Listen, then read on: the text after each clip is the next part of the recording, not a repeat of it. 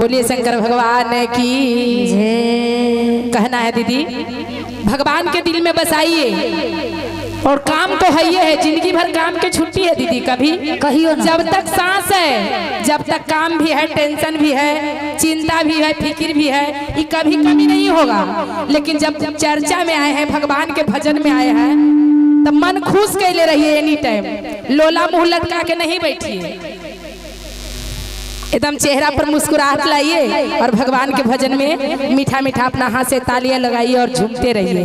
बोले सच्चे दरबार की कहना है, क्या कहना है? के दिल में बसा के, हृदय में समा के, धैले बारी ध्यान शिव गुरु आवत हुई है। एकदम बुलाइए दीदी दिल से, चारों पट्टी खुलासा है, भगवान की इधर से आ जाएंगे। जब तक दिल साफ नहीं करिएगा भगवान नहीं आएंगे।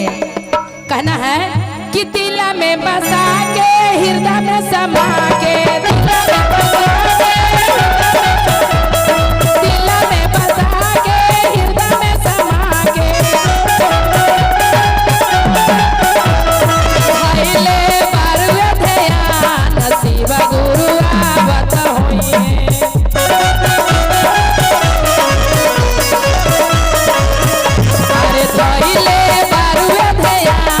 शिव गुरु आवत हुई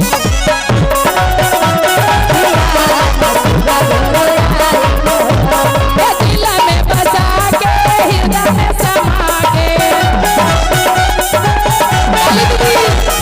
दिल में बसा के, हृदय में समा के, धैले बारी ध्यान शिव गुरु आवत हुई है।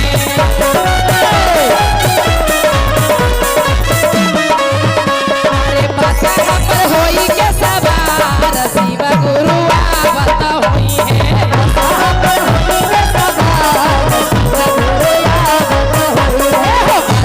पर होई के सवार शिव गुरु आवत हुई है।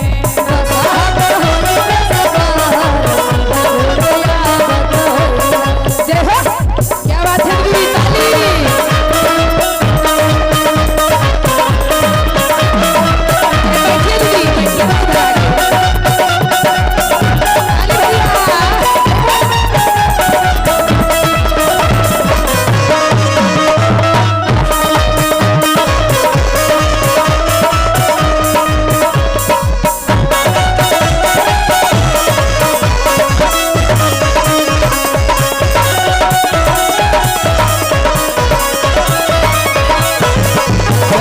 जमुना माँ हम जल भरी लई जाई के, जमुना माँ हम जल भरी लई शरण धोलाई बतहार शिव गुरु आवत हुई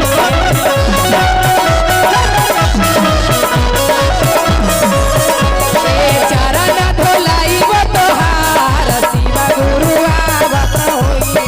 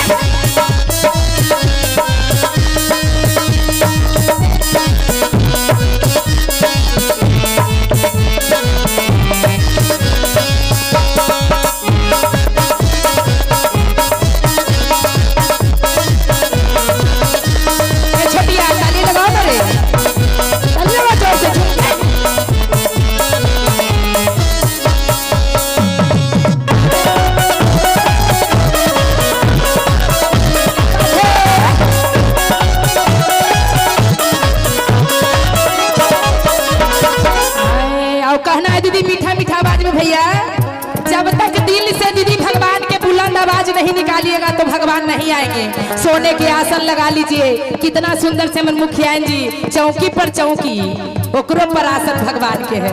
बताइए, इतना दिल से आसन अपना दिल में लगाइए भगवान को।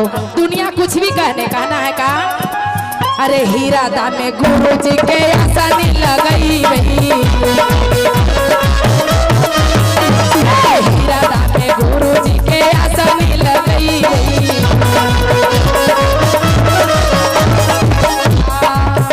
अरे दिलावा में गुरु जी के आसन लगाई वही,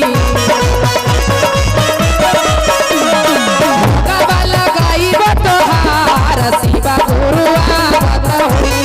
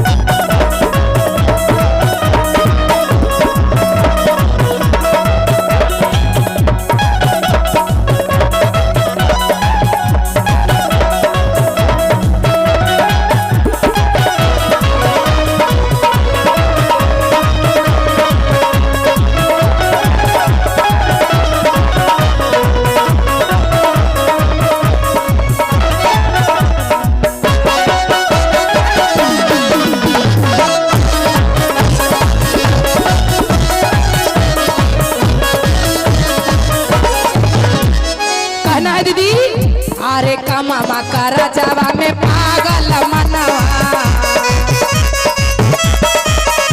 भैया हो हमर दीदिया के चिंता लगल है कि हमर रोपनिया न होला खेतवा में, यही ला दीदी के हमर भजन में मन लगत न है, इसीलिए कहना है कमामा का राजावा में पागल मनवा।